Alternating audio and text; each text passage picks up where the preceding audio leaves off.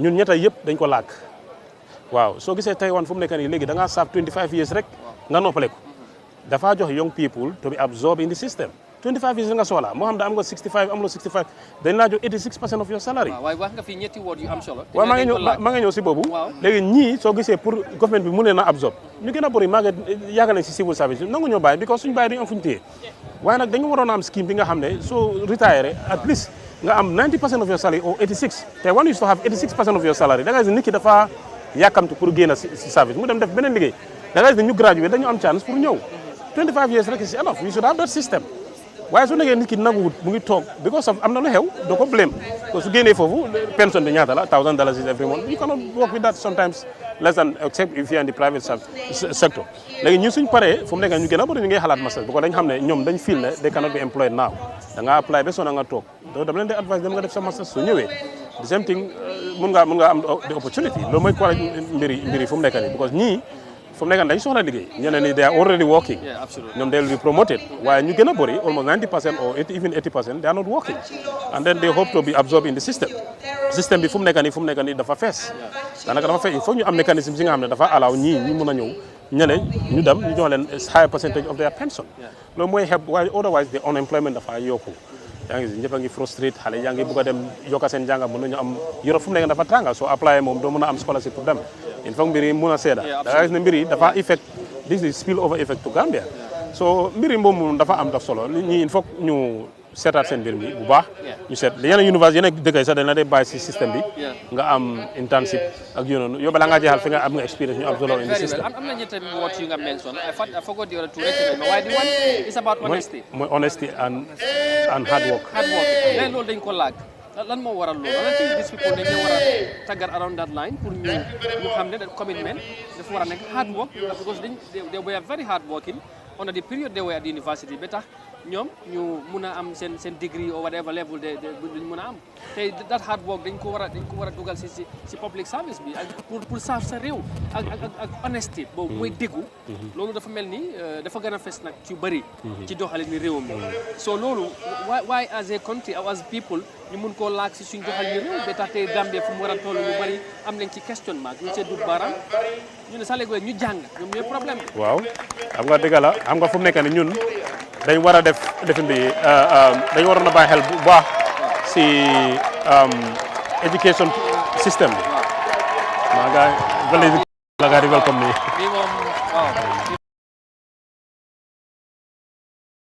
parole best student waaw masha Allah well done kooku moo tax yuuxu yooyu ngeen koy dégga yow waaw loolu dama bëgg ñu taxaw ci tuuti waaw daanaka honesty dafa am solo trop gis nga nit ki su honesté education without morality tantamounts to non-entity loolu lañu wax jàng ba pare amuloo jikko loolu baaxut waaye président mu la gis wala sa directeur so xoolee the level of corruption here always dama ko def wax suma students yi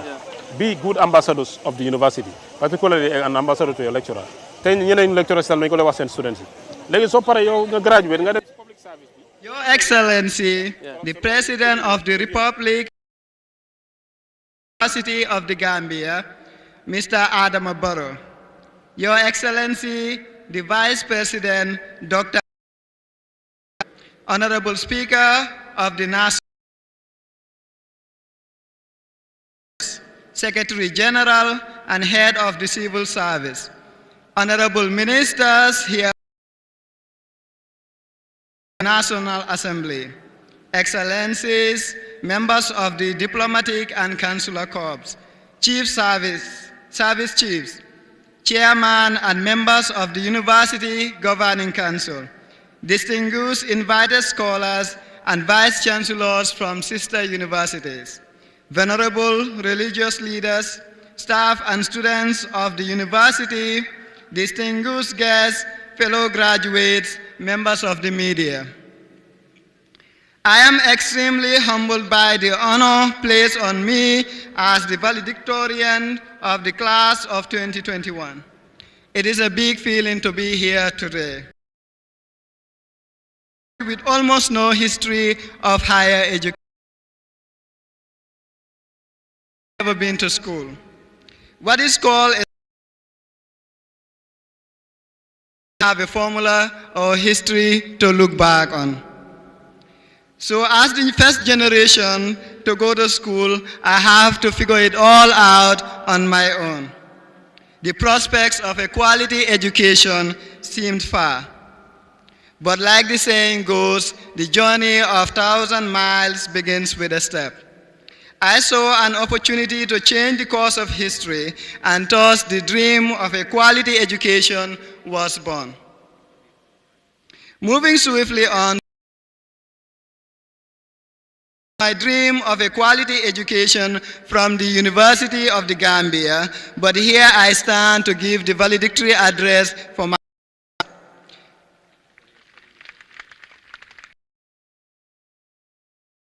Dean would say, education is the road to freedom. I could not be prouder of how far I have come. The journey has been tough, but it was worth it. Fellow graduates, for the past 4 years, we shared the same. In this process, we have become brothers, sisters, husbands, wives, and best of friends. We have inspired one another to pursue our academic goals with seriousness, and we have given our all to this pursuit. We have spent sleepless nights to prepare for our tests and exams and to keep up with deadlines. Finally, we have reached the place where we reap the benefit that we had to go through to make it here today. It was difficult for all of us as we dug deep to find the inspiration to continue on this path, but our resolve to attain our goals has proven to be far stronger than any obstacles we have faced. Whether it is traveling long miles to attend lectures, the pressure to submit assignments on time, or taking tough exams. Time and time again, we showed firm commitment to our academic endeavors and a drive for excellence. So here we are today, standing tall and proud of all our accomplishments. That we all made it here today is a testimony that we all have broken barriers and we are all capable beyond measure. Let us take this as a sign that we can after our goals without fear of failure. Chancellor Sir, this class is really ready for development. I can say with confidence that this class is no stranger to challenges. One of the deadliest pandemics in the modern history is happening at the same time as we just got our degrees. It has forced us to learn within the confines of our homes, miles away from any library. But that did not deter us from going after. We faced the challenges with resilience and courage to emerge victorious. For all of us, this is not how we envisioned our university lives would go. We also embraced it like the champion than ever before, ready to face the challenges of the world. COVID-19 may have robbed us of some quality time together, but it has helped to bring out these important qualities of ours, which are resilience, courage. On this note, I want to sincerely thank the university management for making sure that we did not miss out on the importance of great uncertainty and panic. We all received an undiluted education despite the challenges caused by COVID. The University of the Gambia, through the dynamic leadership of the management and staff, adjusted venturing into online classes for all students in the university, which undoubtedly is the reason we are here to celebrate this milestone today instead of 2024 or 2025. So on behalf of the graduating class of 2021, I extend our sincere thanks to you for the foresight and leadership that you have shown in these difficult times. I would like to extend similar thanks to the government of the Gambia through MOHAS for offering scholarships to the vast majority of students of higher education, some of whom are among those graduating today. Thank you for investing heavily in the future of this country. I implore you to continue supporting students in their academic and by providing services such as all campuses to help make the experience of university education much less difficult for students. Fellow graduates, today is the end of an important journey in our lives, but it is the beginning of a new one. Of our problems will disappear or fade away into thin air, but it means that we can confront all of our problems knowing that we are adequately prepared. In the coming months and years, life will ask tough questions to each and every one of us. In fact, we will face setbacks that will test our limits and patience. My advice is do not relent in the face of such adversity, but trust in yourself and know that you have all that it takes to overcome whatever challenges that may come your way. Know that your potential is limitless. When you face failure, as it is sometimes inevitable, find courage within yourself to get up and try again. It is only through repeated trials that we develop the maturity that it takes to accomplish the impossible. When you achieve outstanding things with those who are less fortunate, we are all better off when everyone around us succeeds as well. Finally, I cannot conclude without thanking all those who have contributed to our successes. As Sir Isaac Newton once said, "If I could see far, it's because I stood on the shoulders of giants."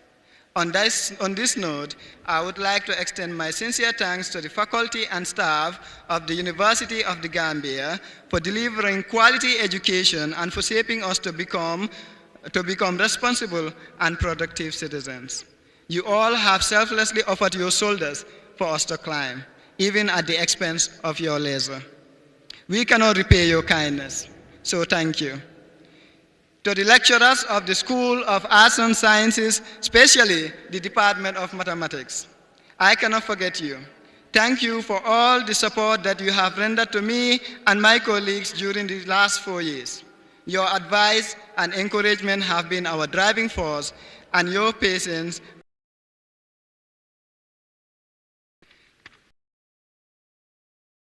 for the people who my family.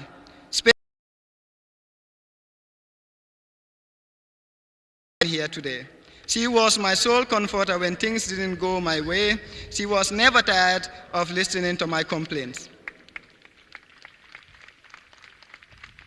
I cannot count the joy and blessings that being your son has brought to me, so thank you, Mom. To my father, thank you for the outstanding pieces of advices and for being caring. I wish you long life so that you can witness more achievements like this. Brothers and sisters, Amadou Barry, Mariama Barry, Fatoumata Sow, Aminata Barry, and Ibrahima Barry, I am grateful for the unconditional support. Okay? To my friends, I say thank you for the encouragement and support. So congratulations, class of 2021. Thank you. Give him another warm round of applause. All right.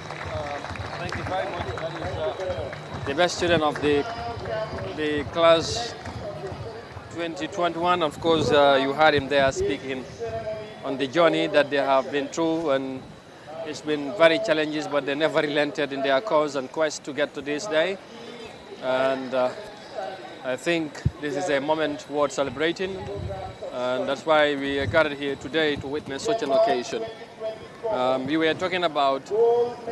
the impact such kind of people should have for our country. Gambia as a country needs, I think they have to contribute, they have a great deal in that quest. Mouniang, dégg nga docteur li mu wax ci nuñ dee waaw beneen best student tamit kooku tamit oo nañ ko mu ngee dem waaye balaa moo yegsi rek ñu doon wax ne ci bugga sa réew xale yi lu ñu war a am fa mel loolu dañ ko laag si réew mi yàgg nañ ko wax dañuy wax ne ñuy jànga ñoom lañ yaakaar waaye dafa mel ni Gambie fu ñu ko séntu ba léegi mënuñ fa àgg te ñu bari dañoo joxoñ baaram ñu jàngay la problème bi lan la te mu ngi ci doon wax mooy jikko bi ak bugga sa réew mu ne lijaasa bi kayit rek la waaye dafa am na ñu war a mooñaale ci yow nga xam ko te loolu bokk na ci kër yi lan ngay wax ci loolu. xam nga ne loolu amul suñu wax la. all the time luñ dee waxtaan ci mooy ne. foog ñu dellu si maa ngi jégalu foog ñu dellu si. du mën a affaire yi léegi waaw affaire yi la naaj bee tàng. naaj bee tàng kay nee ko naaj bee tàng waaw. comme ni ma ko defee rek foog ñu dellu si. waaw quickly rek ñu mën a déglu moom tamit lan lay wax waaw soo wala ñu déglu ko. fekk nga ñëwaat waaw fekk baat bi mun a correct. ñu déglu kii tamit best student. dafa mel ni moom waxul waaye léegi. waaw docteur ñu. Modou Niang ñu taxaw ci loolu dañ ko dee yàgg a wax suñu ay plateforme problème bi mooy dafa mel ni jikko yi patriotisme li ñoo wax ci Gambie bugg sa réew bi dafa manqué ci ñun léegi problème bi ndax nit ki dafa war a bàyyi lépp ñu yaakaari si school si wala parents si mooy kilifa yi ñoo tàggatee tamit nit ñi loolu bokk na ci wala yéen yi nga xamante yéenay dem xale mu dem ba si secondary mu war a dugg ci tertiary level bi ba mu war a dem ci université bi ban level la mbir mi war a tàmbale ak surtout bu war a bàyyee ko nag war a dugg saafu réewam parce que dafa manqué lu bëri ci ñun ci réew mi luñ soxla. waaw Amadou wax na jërëjëf ñu ngi lay sant la gërëm. jërëjëf xam nga affaire bi si kër yi la war a commencé parce que nit ki foofu la mu commencé wax. di xam lii lu baax la ak lii lu bon la. parents yi ñoo war a wax seen doom soo demee jànga da nga respect alale jàmbur loo moomut bu ko jël loo li nga xam ne sa yoon commencé tan bi dee def da nga gis ne ñun even in Hungary su dem bee wasin dafay dañ ko jox 3 good years xam nga fi 3 years mu am this parent child relationship mu nekk foofu noonu affection and the like so daa gis ne fii parents suñ commencé di wax seen doom soo demee jànga bul jël alale jàmbur soo demee jànga bul jël loo moomut soo demee jànga bul wax li nga xam ne sa yoon ne ko sa soo ñëwee si classe bi lecturer bi tam mu commencé di def dara dafa fekk kale am na foundation ba pare su demee si government bi mu fekk fa police si nga xam ne ñoom ñoo nekk di wax ne lii kenn du ko def lale kenn du ko def anti corruption mu ngi fi commission baa ngi fi daa gis ne léegi nit ki dafa defar si daanaka ñu gën a bëri nekkatuñ di def loolu time boobu da ngaa leer school ñu dóor la waaye léegi dóor amatul waaw da ngaa dégg monkey dance yooyu yëpp amatul daf lay discipline nit ki dafa am lu mu ne def si yow pour nga sérieux nga gis ne sa waajur yi dan struggle pour ñu assi la fii soo léegi loolu su demee ba laak da nga gis mbir mi dafa doy waat nit ñi dañu def leen nee si school yi suñu demee si school yi fële tam loolu lañu faa def parce que nit ki il faut nga defaru balaa réew mi defaru si ay jikko parce que buñ la dénkee ay place pour nga doxal ko ni nga mel noonu nga def noonu ngay wane garbage in garbage out absolutely te loolu la rek ñu ñoo jiite suñu institution yi taxawaay bi ñu bëri ñu ngi ci am problème parce que li ñu yaakaar ci ñoom dafa mel ni dafa xala des so loolu problème bi dafa yaatu moon ñang waaye ci kër yi la doore kilifa yi parce que ñun ñuy dem liggéey everyday ci kër yi la ñoo jógee ñooñu ne fekk yow yaa ngi dénk nañ la place nga dem di doxalee foofu te yow dañ la tàggal from basic ba university level nga am degree bu mun ta doon bu dee bachelors la bu dee masters la bu dee PhD la whatever degree bi nga am you are expected nga dem pour nga make life of your people foog na loolu moo nekk di benefit of leadership waaye yow nga dem ñu dénk la place ñu yaakaar bi yow li ngay dégg sa bopp la jege loolu moo gën a fes ci réew mi corruption daanaka scandale bu nekk léegi ñu ngi ko dégg ci réew mi problème bi lan la ñu ko waxee rek docteur junj na ko léegi yar bi dafa war a commencé si kër gi Amadou foog nit ki ñu jàngal ko aadam ak cosaanam am nañ ko jombale value bi nga xam ne nii fekk sax demuñ université waaye value boobu mu ngi woon si nit ñi am loo jomba def seconde lii dafa am loo sa diina may tam nit koo fi gis mu ngi si diina yére itam dañ war a jàngal nit ki diinaam am yu ko diinaam may ak yu mu ko mayut si université bi si kër gi si school bi si primary school bi dafa am solo yar gi daf si am solo jàngal nit ki jukkoom moo def am na jukko yi nga xam ne dafa méngoog lu islam teg lu méngoog tax jukko yi leen war a njëkk a def Amadou jukko yi bu yàqoo rek loo munta dikiri boo munta am loo munta def boo bi saa yoo jiitee place mu feeñ jukko yi leen war a gën a defar looloo taxoon sax ñun lu ñu newoon prophète mu amee sax mooy waxu ko demal jàngal nit ñi waxu ko dara demal nga defaraat jukko yi soo war nañ defaraat jukko yi si kër gi den si school si dafa am solo bu baax am waaw defar jikko yooyu naka lañ ko defee docteur parce que yàgg nañ koo dégg tamit ci réew mi I remember even former président Jammeh daf ko doon wax réew mi luñ am problème mooy attitudinal change daf ko doon ñaax Gambien si but yet still mu ngi persist léegi problème bi est-ce que lu yombul solve la wala lan lañ war a mën yan mécanisme lañ mën a teg pour gis ne régler lu loolu o ndax dañ leen mën a toog ñu bàyyi ñu seetaan ni rek ñuy jël ay place di ko dénk ay ñuy doxale lu leen neexee wala du leen si fekk at the end of the day nit ñi dañoo dem ba xëy na mer mun na cee feeñ loolu naka la at the end of the day dafay dellu suwaat rek lan moo tax ñu ñëw fii parce que ñii tey dañoo war a duggaat ñoom tamit ñu yaakaar la waaye am na ñu fi jaaroon tey ñu yaakaar waaw dëgg la gis nga développement c'est process jikko tam process la pour change ko mooy nit ki dafa war a defaru balaa lot of things moom dina xam lu mu war a def waaw dafa xam ne lii waaw loolu léegi fu mu nekk nii comme lu ma waxoon parce que parents yi ñu ne soo demee jàngal lii nga war a def lii nga war a def bul laal lii bu jël loo moomut bu ñëw si teacher bi commencé di ko wax comme nu mu la waxoon tay boobu dañu daan dóor nga moom ki daal soo leetee ñu def la waaye loolu yëpp dañ ko fa génnee parce que loolu dafa léegi gannaaw loolu amatut ñu fa sës mooy ñu nekk foofu fu mu nekk doo xam fan la jógee kickbacks da nga gis ne lii ñu ne ñu mu ngi jar 1.5 million ñu def ko 3 million kooku noonu su nekkoon dëgg amoon na yar si kër bi te mën na nekk diine bi mu ne ko I don't think diine yëpp a bañ corruption yëpp a bañ corruption da ne loolu ñaaka diine kon mën nañu wax ne moo cause affaire bi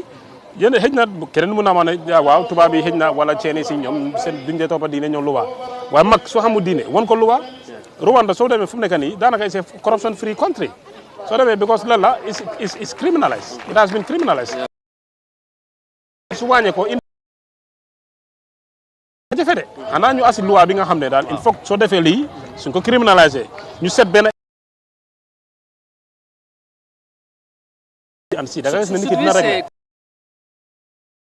the leadership design wala comme bi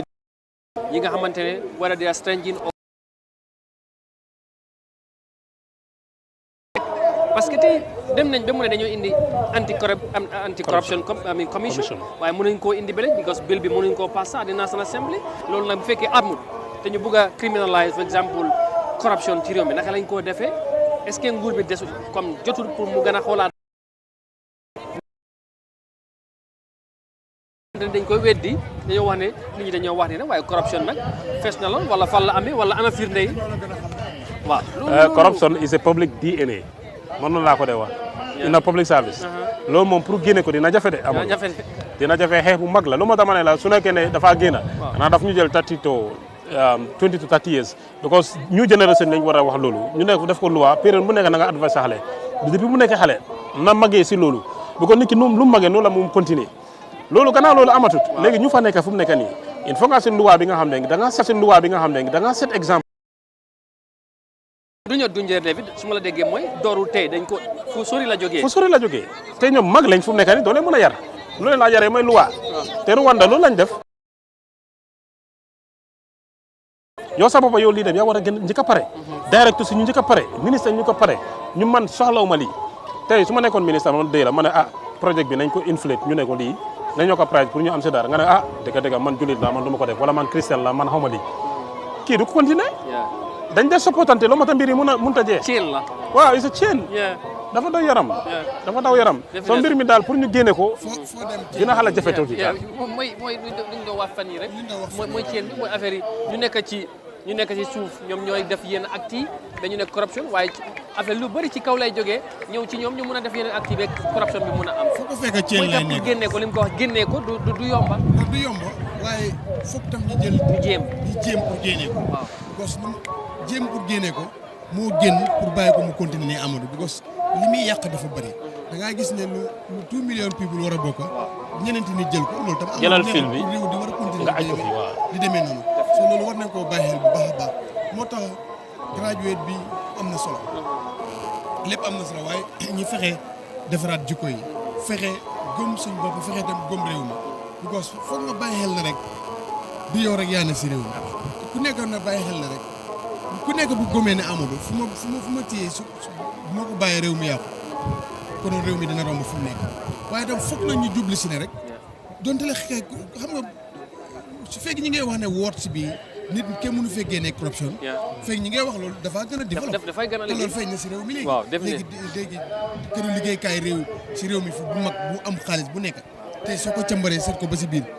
scandale bu rëy mu ngi fa boo xam ne dañ koy wax ba mu jaral sax ñu ne si kaw ñu set up committee pour investiguer loolu kon loolu nit mënatu da wax ne lii am na wala lii amul mu ngay am surtout su amee firnde bi nit ñi ñu ngi koy gis bu yàggu rek dégg nga ko si pétrolium foofu ñu fa nekk gradué doon na ni su ana njëriñ boobu bu Central Bank KMC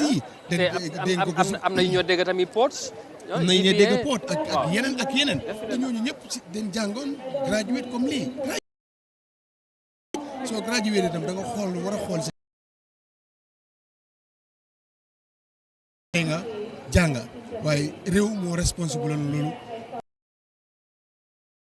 ba nga mag léegi gradué ñu jox la sa lijaasa nga dem si office léegi te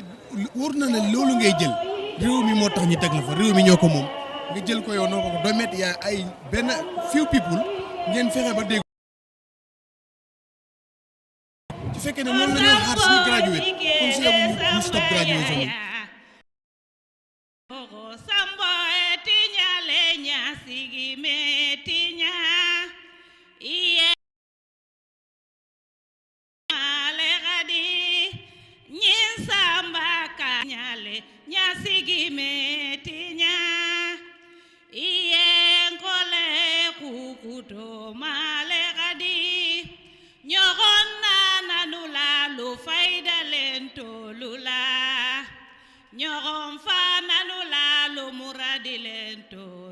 Politico to nyogona nanula lumuradi lento lula ien kole nyinganu melaba kuru koi saragobo samba yaya kuru fin saragobo samba yaya jabula kuoto kuru koi saragobo faida lenta lula ien kole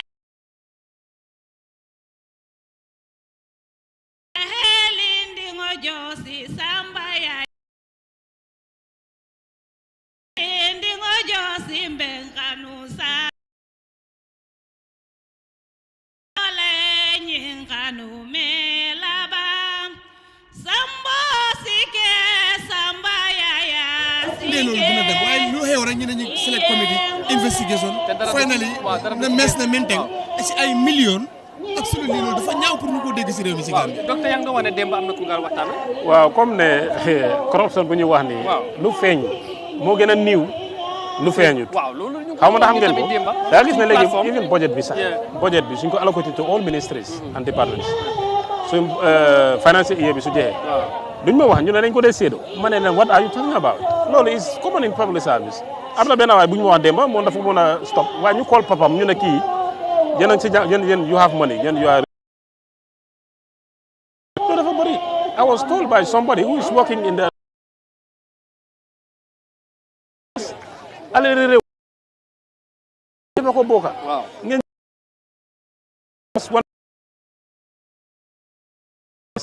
mu dee bu benn. man ma am di approving authority. mu yokk ko mu nekk. paint the whole building is about 2 million nga def ko 50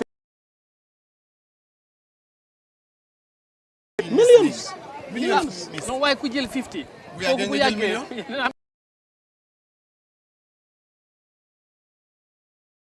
moo tax nag comme ñi nga xamante ni ñoom ñoo fi wàcc tey boo gisee ñu cee wax dañ am yaakaar ci ñoom réew mi am yaakaar ci ñoom waa réew mi am yaakaar ak waa réew mi in général ñu am yaakaar ci xale yi waaye am na yenn jikko wala yenn jëfin yi ñoo gis tey ci réew mi muy am bu fekkee ne lii moo nar a continuer ci réew mi booy boo nag ñëpp tiit waaw est-ce que ça loolu kon lu ma la waxoon rek education quality education hard work and integrity bi manqué rek réew mi dafa dellu gannaaw waaw bu si rot rek dafa dellu gannaaw so ñun nag quality waaw integrity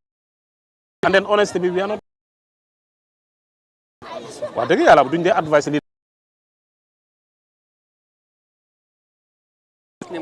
mu gën a baax xëy na dañ ñooñu lu yàlla nga nekk public sector bi ngay def yenn jëf yi sof xam nga xëy na di allowances dafa ute ak di public because tamit di foofu tamit ñu bari ñu ngi ko wax docteur yaa ngi ko doon wax sànq duñ dee fay nit ñi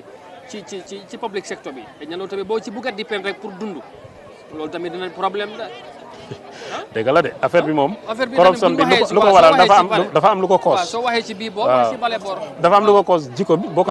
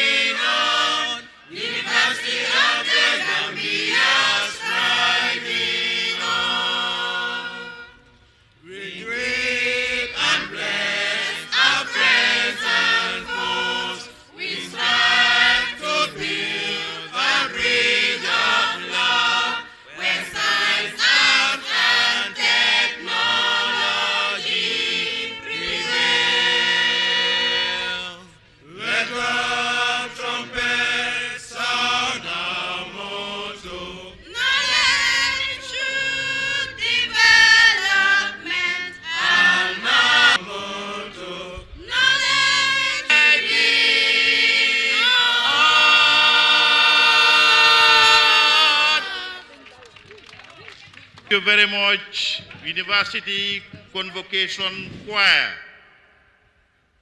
I think our viewers might have enjoyed that already, and back in here on the stage, and we would continue the discussion. Of course, it is a pleasure to introduce to you the best student, and probably you might have already heard from him as well. But just